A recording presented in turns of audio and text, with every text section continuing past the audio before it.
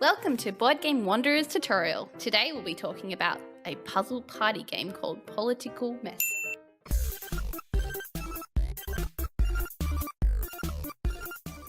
In this game, you play as a campaign manager whose goal is to dominate the election and crush the competition by getting the most votes. This game is designed for 2 to 4 players, and each game takes roughly 15 minutes each. To set up the game, place one starting card randomly in the middle. Discard the other one as this will not be used in the game. The next step you'll have to do is shuffle the campaign cards. If you're playing with 3 players, remove one as this is an odd number. Deal out 2 cards to each player and then determine the order of how you will play.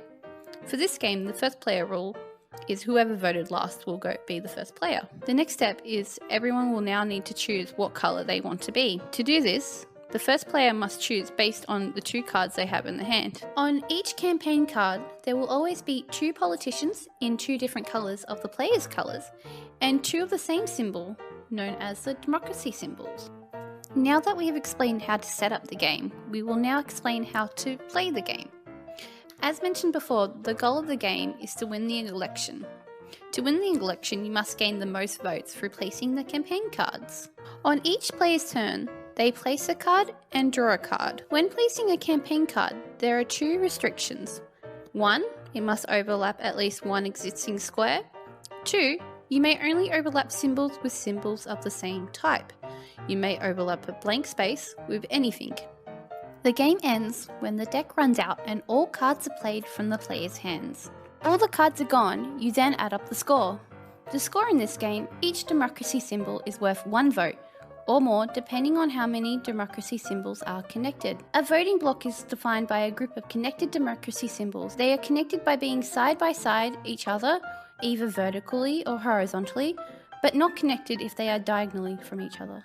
When all the cards are gone, you then add up the score. To score in this game, each democracy symbol is worth 1 vote or more depending on how many democracy symbols are connected. A voting block is defined by a group of connected democracy symbols.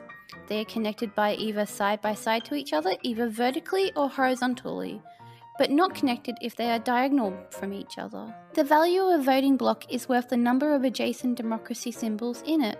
For example, 2 adjacent democracy symbols together are worth a total of 2 votes. A player wins control of a voting block and all the votes within that block if they have the most politicians adjacent to the voting block. Then, place the vote tokens of the player's colours on the democracy symbol that the player controls. If there are 3 or more democracy symbols in a voting block, the player with the second most politicians adjacent to that democracy symbols earns half the votes rounded up. If there is a tie of the politicians adjacent to the democracy, the player with the greatest number of plus people breaks the tie.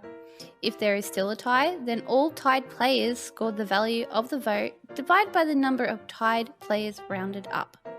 If there is still a tie for second place, no player earns any votes. The player with the most points wins.